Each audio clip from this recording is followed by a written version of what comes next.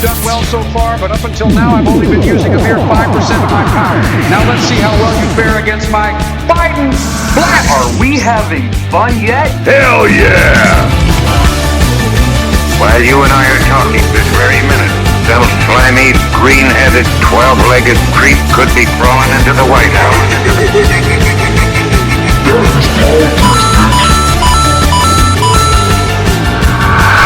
After all, if our national leaders were elected on the basis of tricky slogans, our country would be in a terrible mess. You are reading By the Ballot, a Substack from the New South's new generation of Democrats, where we talk about stances, tactics, and news from the left. My name is Matt Royer. The Regressive Evangelism of America, Part 2, Country Before God. How the white Christian nationalists have forever married the church and state through American exceptionalism. One of the central tenets of the religious right is that patriotism is next to godliness. White Christian nationalists argue that America was founded as a Christian nation, blessed and protected by God above all others. Therefore, pride in one's country is not just a civic duty, it is framed as obedience to God himself. In their worldview, America thrives only because God protects it as a Christian nation. This theology shapes politics in disturbing ways. God, they claim, supernaturally intercedes to help America win wars. Well, except Vietnam. It is supposedly God's mission to make America the most powerful militarized country on earth. But the Jesus they invoke is not the Lamb of the Beatitudes. It is the roaring lion who flipped tables in the temple. Leadership is seen as chosen by divine right. Those who disagree with the white Christian nationalist agenda are branded as messengers of Satan sent to test America's faith. But here's the problem. As anyone who has taken an American history class or civics class can tell you, all of this is built on historical distortion. The founders crafted a secular constitution, explicitly rejecting the entanglement of church and state. The First Amendment guarantees freedom of religion for everyone, not just Christians. They knew well the dangers of a state religion, having seen England's abuses firsthand. Yet white Christian nationalists have blurred history and theology so thoroughly that many now treat the Bible as if it were one of America's founding documents. America was founded on the principle of the separation of church and state. But more and more white Christian nationalists are entangling church and state, even putting country before God through their own interpretations of Scripture. So why do so many believe America is a Christian nation and almost treat the Bible as one of our founding documents? Why does the majority of our Supreme Court justices seem to base all of their decision-making on their religious interpretation rather than the interpretation of the law? Why do Republicans thump the Bible every time they want to make a point rather than basing a legal argument on reason? Well, if you will join me once again, I'd like to take another look at the world of white Christian nationalism. Laying the groundwork, making the government with God's image. It seems like every president in recent memory has closed speeches with, "May God bless America." Both Democrats and Republicans alike repeat it as if it were a tradition stretching back to the founders. But in reality, the first president to end a speech with those words wasn't George Washington, it was Richard Nixon in 1973. Ronald Reagan, ever the performer, resurrected the phrase in 1980 and cemented it as a political requirement. From then on, passing the God and country test became as important as policy proposals. Even more striking is the story of "In God We Trust." Most people assume it has been America's motto from the beginning, but it wasn't made official until 1956, when President Dwight D. Eisenhower signed it into law during the height of the Cold War. For the first 180 years of the Republic, the unofficial motto was "E pluribus unum," out of many, one, which first appeared on the Great Seal in 1795. The phrase, "In God We Trust," itself comes from the lesser-known fourth stanza of Francis Scott Key's 1814 poem, The Defense of Fort McHenry, written during the War of 1812. The stanza reads, "Oh, thus be it ever when freemen shall stand between their loved home and the war's desolation. Bless the victory and peace, may the heaven-rescued land praise the power that hath made and preserved us a nation. Then conquer we must, when our cause it is just, and this be our motto, in God is our trust. And the star-spangled banner in triumph shall wave o'er the land of the free in the home of the brave."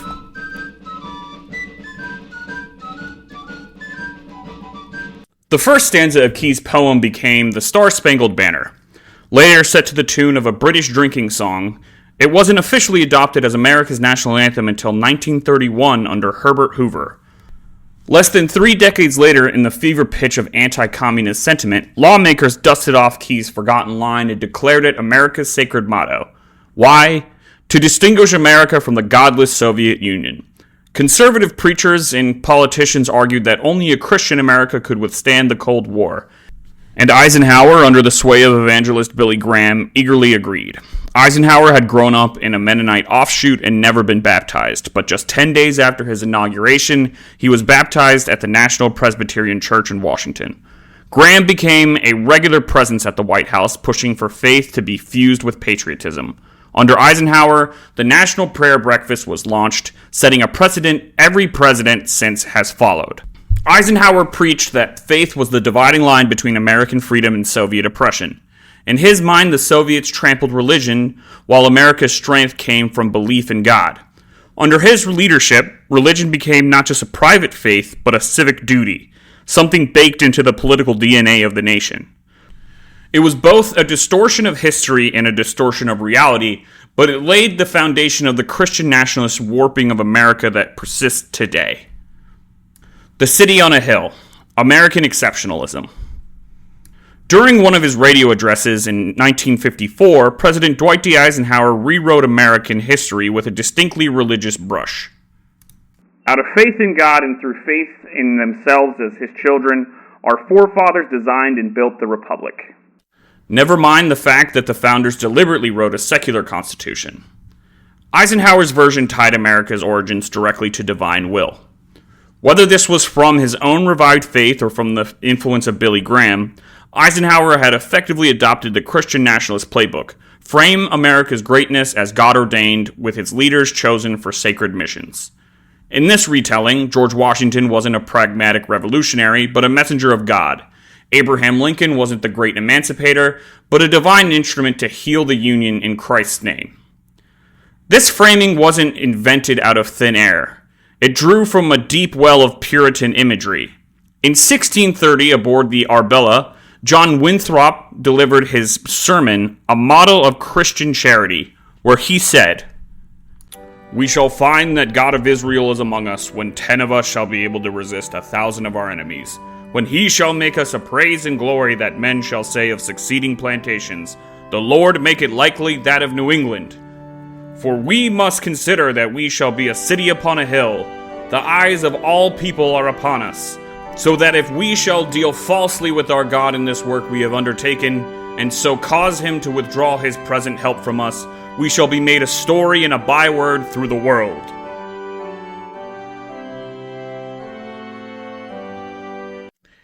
He invoked Matthew 5:14, "You are the light of the world. A city set on a hill cannot be hidden," to describe the Puritan settlement as an example to the world, exceptional, chosen, and under divine scrutiny. For centuries, those words were remembered primarily in theological circles, but in the 20th century, they became a rallying cry for politicians eager to fuse patriotism with divine mission. None used it more effectively than Ronald Reagan. Reagan invoked the city on a hill metaphor repeatedly throughout his career, most famously in his 1989 farewell address.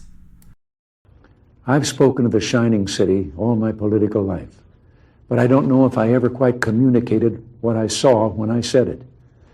But in my mind, it was a tall, proud city built on rocks stronger than oceans, windswept, God-blessed, and teeming with people of all kinds living in harmony and peace. A city with ports that hummed with commerce and creativity. And if there had to be city walls, the walls had doors, and the doors were open to anyone with the will and the heart to get here. That's how I saw it and see it still. In Reagan's telling, America wasn't just powerful or prosperous, it was literally sanctified. Its victories, especially the defeat of the godless communists in the Cold War, were framed as proof of divine blessing. The narrative left no room for failure or self-critique. If God chose America, then America could never be wrong. Reagan's alliance with the religious right made sure this vision took root. Leaders like Jerry Falwell Sr. and James Dobson saw Reagan's rhetoric as validation of their movement, and Reagan welcomed them into the White House as spiritual advisors, just as Eisenhower had done with Graham. By the end of the 1980s, Christian nationalism and Republican politics were fused under the banner of American exceptionalism. What started as a Puritan sermon aboard a ship had been weaponized into a political theology. America is God's favorite nation, a beacon to the world, and a country whose policies, foreign and domestic, were framed not just as political choices, but as divine mandates. Republicanness is next to godliness. If Dwight D. Eisenhower laid the groundwork and Ronald Reagan popularized the script, then Jerry Falwell Sr. was the director who made sure the religious right had its starring role. Falwell was not just a preacher, he was a political operator cloaked in a pastor's robe, and he wielded his faith as a tool for consolidating power. One of his earliest symbolic moves was renaming the school he founded in Lynchburg, Virginia from Lynchburg Baptist College to Liberty University. The rebrand wasn't accidental. Falwell wanted to monopolize the language of freedom and patriotism, wrapping Christianity in the stars and stripes. Just as Reagan made America's exceptionalism divine, Falwell made republicanism synonymous with godliness. Through the creation of the moral majority in 1979, Falwell institutionalized this merger of faith and politics. The moral majority was not just a church group, it was a political machine that mobilized conservative Christians into a unified voting bloc. Its agenda stretched from pushing for school prayer to opposing abortion, same-sex marriage, and stem cell research. What made it especially potent was Falwell's willingness to open its doors beyond evangelicals. Catholics, Jews, and Mormons were welcome allies so long as they shared the same political objectives. In practice, theology took a backseat to ideology. Falwell blurred the lines so thoroughly that his sermons became indistinguishable from stump speeches. He would rail against Democrats and civil rights activists as if they were literal demons sent to test America's resolve. In a 1965 sermon, he even said, "Believing the Bible as I do, I would find it impossible to stop preaching the pure saving gospel of Jesus Christ and begin doing anything else, including the fighting of communism or participating in the civil rights reform. Preachers are not called to be politicians, but to be soul winners." It was a sleight of hand. By framing politics as religion, Falwell could claim his political pronouncements weren't political at all. They were God's truth and thus above debate. This tactic caught fire. Across the country, churches raised American flags as high as their crosses. Congregations sang "God Bless America" during services as if it were a hymn. Congregants were taught that voting Republican was not just civic duty, but divine obedience. By the 1980s, Falwell and his allies had created an alternate moral universe where conservative politics and Christianity were one and the same. We see the legacy everywhere today. On January 6, rioters carried crosses and Jesus Saves banners alongside Trump flags and nooses. Signs read, "Jesus is my savior, Trump is my president," or "An appeal to heaven." What might have seemed contradictory, invoking Christ, who preached universal love while pledging loyalty to one party, made perfect sense to those steeped in Falwell's logic. In their eyes, republicanism was Christianity. And it's not just the rank and file. In 2024, a report described how Martha Ann Alito, wife of Supreme Court Justice Samuel Alito, leaned into this same culture war blending of faith and politics. She reportedly flew flags at her home in Florida as a form of protest against her neighbor's LGBTQ+ pride flags. At one point, she told an activist who was secretly recording her that she wanted to fly a Sacred Heart of Jesus flag because she had to look across the lagoon at a pride flag all month. Even at the highest levels of influence, the symbolism of Christian identity fused with political grievances weaponized to intimidate and divide. The same happens at the grassroots. In her book Star Spangled Jesus, former Christian nationalist April LaJoy recalls joining a protest to remove Confederate statues in her hometown. It was not a religious demonstration until counter-protests made it one. They hurled taunts like, "As long as Trump is for Jesus, I'm for Jesus. Do you know what color sin is? Sin is black. We're the example of good Christians over here." What should have been a debate over monuments became a religious litmus test, framed as God versus godlessness. This was the true genius of Falwell's project, not to just politicize religion, but to religiously sanctify politics. The result is a worldview where challenging the GOP is framed not as disagreeing with a party, but as rebelling against God himself. Roll it back. Why the Christian right wants to rip away every progress made. For white Christian nationalists, there's an implicit contract with God. If America remains a Christian nation as they define it, God will continue to bless and protect it. But if America strays into pluralism, equality, or social progress, then God's protection is revoked. This worldview is the bedrock for every regressive push of the religious right. It turns politics into theology, and every advance in civil rights into an act of rebellion against divine order. From the 1960s onward, we see the same story on repeat. When black Americans won the right to vote, to attend integrated schools, and to live free from Jim Crow segregation, many evangelicals didn't view it as progress, but as blasphemy. Some even defended slavery retroactively, claiming it saved Africans by exposing them to Christianity. For decades after abolition, segregation was framed by Southern preachers as the divine ordering of society, white Christians on top, black Americans guided into faith beneath them. To this day, corners of the Christian right openly argue that the Civil Rights Act of 1964 was a mistake. The same logic resurfaced with second-wave feminism. Phyllis Schlafly became the face of the backlash, painting the Equal Rights Amendment as an assault on God's design for gender roles. Her Stop ERA campaign cast women's inequality as a blessing from God, suggesting that separate restrooms and dependent wife benefits under Social Security were sacred traditions. Schlafly's rhetoric hardened into gospel for the religious right. Feminism was a rebellion against God, and rolling it back became holy duty. This is why evangelicals waged cultural warfare throughout the 1980s satanic panic. Rock music, Dungeons & Dragons, and even daycare centers were accused of being gateways to Satan, not because evangelicals truly thought Ozzy Osbourne was summoning demons, but because they knew fear could rally suburban parents into their movement. It was always about controlling the culture under the guise of protecting children. The through line continues today in the courts. For decades, the religious right's top priority has been judicial capture. George H.W. Bush, George W. Bush, and Donald Trump all stacked the Supreme Court with justices steeped in conservative Christian ideology. This strategy culminated in the 6-3 court that overturned Roe v. Wade in 2022. The victory that was decades in the making, a direct line back to Schlafly's anti-feminist crusades and Jerry Falwell Sr.'s moral majority. And they are far from finished. Justice Clarence Thomas's concurring opinion in Dobbs v. Jackson explicitly called for revisiting rulings on contraception, same-sex relationships, and same-sex marriage. That's not subtext, it's the plan. We've already seen how this plays out at the state level. In 2006, Virginia passed a constitutional amendment defining marriage as only between one man and one woman. It was ratified by voters long before Obergefell versus Hodges established marriage equality nationwide in 2015. The infrastructure for rolling back LGBTQ+ rights has been in place for years. Evangelicals are simply waiting for the green light to resurrect it. And with a speaker like Mike Johnson, who openly frames politics as a biblical war, that green light may come sooner than many think.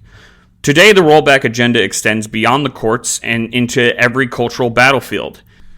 Anti-trans legislation, from bans on gender-affirming care to restrictions on bathroom access, evangelicals frame trans rights as an existential threat to God's design because God only made two genders. State legislatures in places like Florida, Texas, and Tennessee have codified laws that explicitly target LGBTQ+ youth under the banner of protecting children. Book bans and curriculum censorship.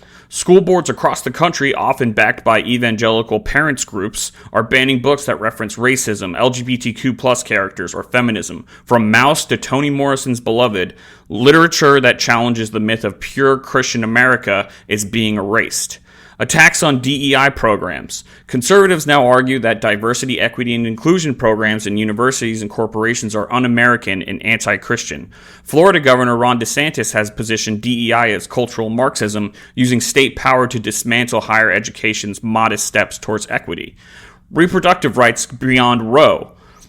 Evangelicals aren't stopping at abortion bans. They are targeting IVF treatments, contraceptives, and even emergency medical procedures under fetal personhood laws. Their long-term goal is to cement the idea that a woman's body is not her own, but God's vessel for reproduction.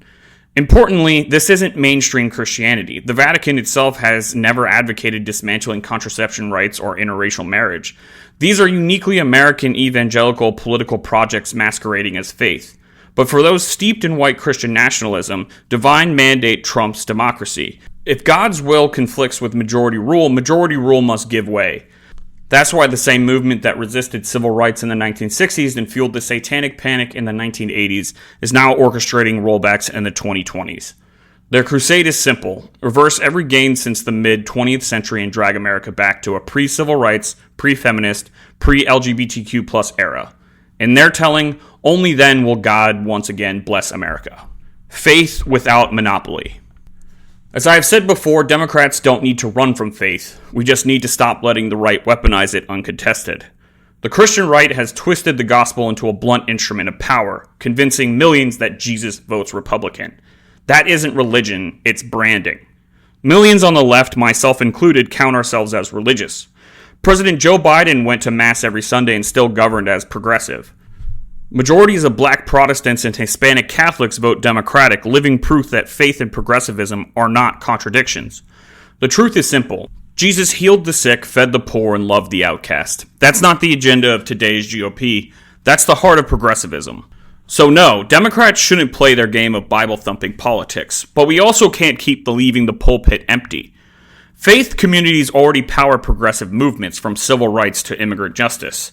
If we fail to show up, white Christian nationalists will keep monopolizing God talk, dressing up authoritarianism as holiness.